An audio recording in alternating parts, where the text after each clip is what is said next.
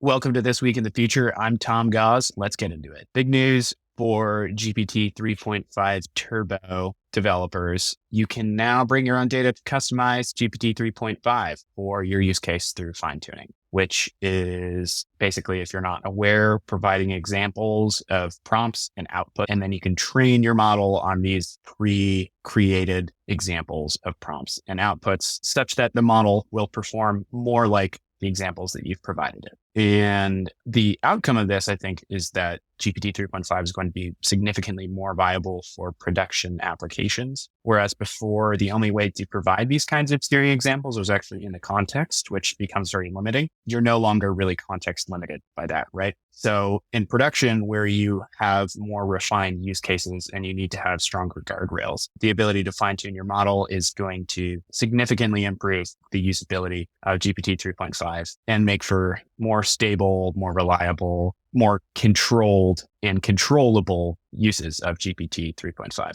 which is super cool. Meta introduced Code Llama. So Llama 2 just came out recently, but it didn't perform very well in coding applications. And now they've released this sort of next iteration, which is the coding specific iteration. So this is a large language model specifically designed for coding out of the box. It does not perform that well in comparison to GPT 3.5 and GPT-4, but it does outperform existing open source solutions. So initially on tests like human eval performed pretty poorly in comparison. And then basically what Meta did is created a data set that was like the sorts of questions that you might see in human eval and similar type tests. So you can think of this as maybe it took the SAT once, didn't perform that well. And then it got an SAT study book, it read the study book, and then it took it again and it performed a lot better. So on that second time doing those evaluation tests, it did perform more competitively with GPT 3.5.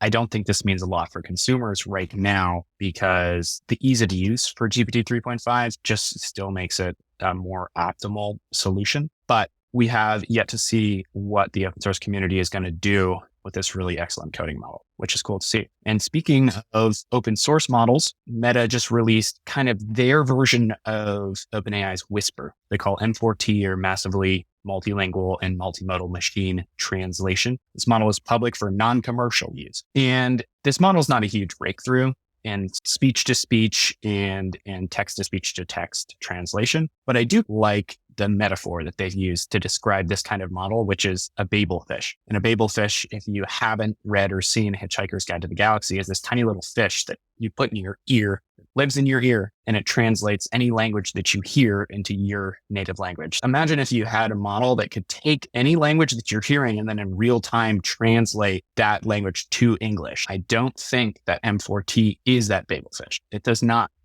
the level of performance required yet to do real-time perfect translation across tons of different languages. It's a cool idea. And I think it's something that these types of speech-to-speech and text-to-speech models are shooting for. And this model is open source to developers and to researchers. While the current set of languages it can translate and understand is not that big, it's possible that these researchers and developers will take it upon themselves to increase the size of that data set that the model can process and interpret by adding their own native languages or whatever, which is going to be hard, admittedly, because these data sets are huge. The data sets that they used to train the existing languages are enormous. So it's going to take a lot of resources to add more types of languages to it. But still, I want a Babel fish. Then I'll keep my eyes out for a model that solves that problem. Speaking of translating languages, so IBM is using Watson X to tackle a huge problem, which is modernizing COBOL on mainframes. So COBOL is a pretty ancient coding language at this point, and the US government basically runs on it, as does the US financial system. So this code is super reliable and it's super performant. And that's why it hasn't been updated in decades, because it's good code and it's safe code and it's secure code and it runs well. The issue is that this is an old language, so it's missing some features that modern languages are. In addition to that, we're lacking COBOL developers. So when the government or when the financial system wants to upgrade their code base or add a new feature, it's becoming more and more difficult to find COBOL developers who can do so.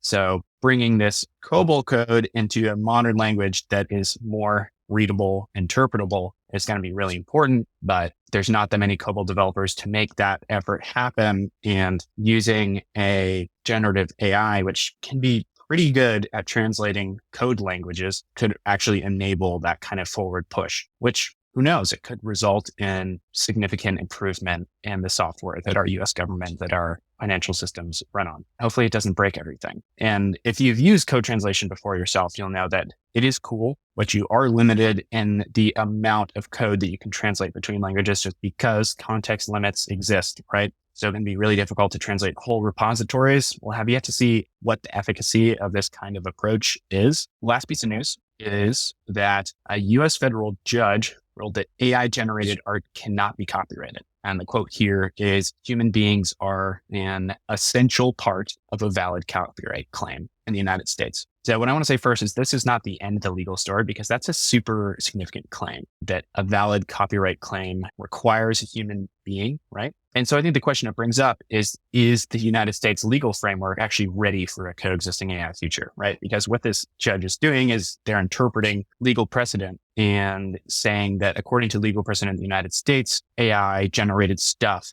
cannot be copyrighted. So this is not only going to impact AI artists right now. There's some AI artists out there who have been for years creating art through AI and then not just using these new stable diffusion models that are super effective that are coming out. And they've been making their living off this stuff. Large media groups are probably going to be pretty upset too, because there's a lot of research into automating stuff like acting and automating TV shows. What if that has no copyright? My intuition says that this is going to be revisited at some point, because eventually we're going to see stuff like AI generated patents, right? As AI gets smarter and starts to learn how to do research. And if there's no way to place a copyright on AI generated stuff like patents, it could really blow a hole in the current legal framework around new inventions, stuff like that. Certainly going to be a lot of very upset companies because there's a lot of monetary value that they're losing by AI generated things not being copyrightable. At the same time, it can be really good for people that aren't working for those huge AI companies, such that the outputs of AI models get to be shared by everybody. That's all for this week. Thanks for tuning in. If you like what you hear, there'll be another episode next week.